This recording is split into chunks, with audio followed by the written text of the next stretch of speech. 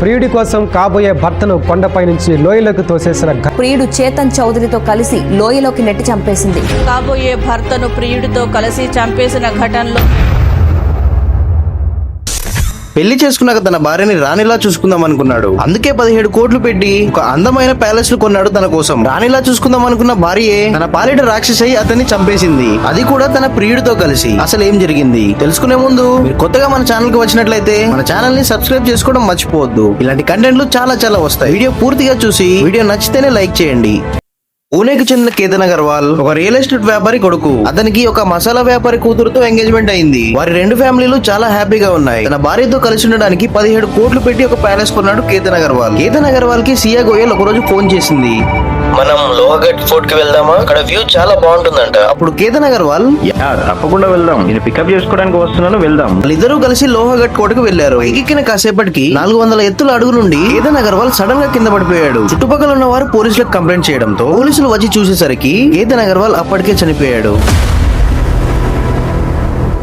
సియా గోయల్ పోలీసులకు చెప్పింది ఏంటంటే, మేము సెల్ఫీ తీసుకుంటున్నాం, కేతన్ సడన్ గా జారి పడిపోయారు అని పోలీసులకు చెప్పారు. అని పోలీసుల విచారణలో తెలిసింది ఏంటంటే, కేతన్ ఒక అనుభవజ్ఞుడైన ట్రిక్కర్. అక్కడ నుంచి సడన్ గా జారి పడిపోయే అవకాశాలు ఏం లేవు, అంటే ఇతనిని ఎవరో బలంగా కిందకు తోసేశారు అనే అనుమానం పోలీసులకు వచ్చింది. పోలీసులు మొదట సీసీటీవీ కెమెరాలను చెక్ చేశారు. ఆ సీసీటీవీ ఫుటేజ్ లో ఒక వ్యక్తి అనుమానాస్పదంగా కనిపిస్తున్నాడు. 33 డిగ్రీల ఎండలో కూడా అతను హుడీ వేసుకొని ఉండడంతో పోలీసులకి అనుమానం వచ్చింది. అతన్ని పట్టుకొని విచారిస్తే బండారం మొత్తం బయటపడిపోయింది.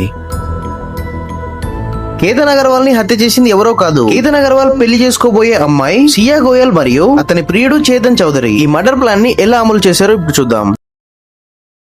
ఈ నెల 18న కేతన్ ను సియా విహారయాత్ర కోసం లోహగఢ్ కోటకు తీసుకువెళ్లింది. మొదట సియా కేతన్ వెళ్లారు. తర్వాత చేతన్ వాళ్ళని ఫాలో అయ్యారు. చేతన్ వెనుక నుంచి వచ్చి కొండ అంచు వెంబడి కేతన్ ను తోసేశాడు. దీంతో కేతన్ కోట వెస్ట్ సైడ్ పడిపోయాడు. కింద పడ్డ తర్వాత కేతన్ కు తీవ్ర గాయాలయ్యాయి. అప్పుడు సియా పెద్దగా కేకలు వేసింది. అక్కడున్న భద్రతా సిబ్బంది సాయం చేయడానికి వచ్చారు. కోటకు వెస్ట్ సైడ్ ఉన్న పొదల్లో కేతన్ మృతదేహం దొరికింది. ఏం జరిగింది అని పోలీసులు అడగడంతో కాలు జారి కింద పడిపోయాడు అని చెప్పింది.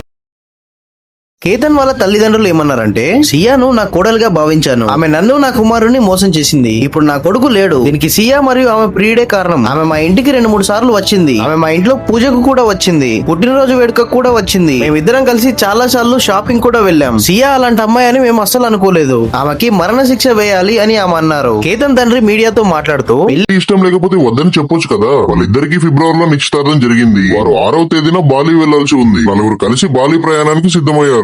మా అబ్బాయి పాస్పోర్ట్ పోయింది, దీంతో మా అబ్బాయి ఎయిర్పోర్ట్ నుంచి వెనక్కి రావడం జరిగింది అని చెప్పారు. చేతన్ చౌదరి బైక్ పై లోహగఢ్ కోట దగ్గరికి వచ్చాడు. వాళ్ళిద్దరు సియా గోయల్, చేతన్ చౌదరి ఇద్దరు కలిసి పైకి వెళ్లారు. చేతన్ చౌదరిని ఒక వస్తువుతో బలంగా కొట్టి పైనుండి కిందకు తోసేశారు. పోలీసులు మాకు చాలా సహకరించారు. వాళ్ళు ఈ కేసుని వీలైనంత చాలా తొందరగా ఛేదించారు అని కేతన్ అగర్వాల్ తండ్రి విశాల్ అగర్వాల్ చెప్పారు. మనలో చాలా మందికి ఇది అనిపించే ఉంటుంది. ఆమెకి పెళ్లి చేసుకోవడం ఇష్టం లేకపోతే నేరుగా వాళ్ళ పేరెంట్స్ తోటే చెప్పొచ్చు కదా, ఏదో ఒకటి చేసుకుని ఆ పెళ్లిని అయితే క్యాన్సిల్ చేయించుకోవచ్చు కదా. అసలు ఇంత దారుణమైన నిర్ణయం తీసుకోవడం ఎందుకు? 26 ఏళ్ల యువకుడి ప్రాణం 2 నిమిషాల్లో తీసేసింది.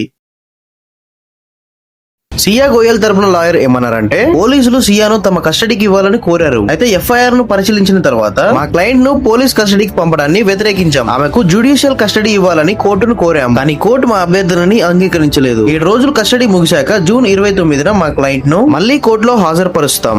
ఆ రోజే మా వాదనను కోర్టు ముందు వివరంగా ఉంచుతాం అని సియా గోయల్ తరపున లాయర్ అంటే, ఈ కేసులో 2వ నిందితుడైన చేతన్ చౌదరికి ఎఫ్ఐఆర్ లో ప్రత్యక్షంగా ఎలాంటి ఆరోపణలు లేవు. ఆ యువతికి స్నేహితుడు కావడం వల్లే ఎఫ్ఐఆర్ లో ఆయన పేరు చేర్చారు. అంతేకాకుండా చేతన్ లోహాఘాట్ ప్రాంతంలో తిరిగినట్లు పోలీసుల వద్ద పక్కా ఆధారాలు లేవు. కోర్టుకు ఎలాంటి ఆధారాలు సమర్పించలేదు అని చేతన్ తరపున లాయర్ అన్నారు. మరి ఈ కేసు గురించి మీరేమనుకుంటున్నారు? కింద కమెంట్ లో తెలపండి.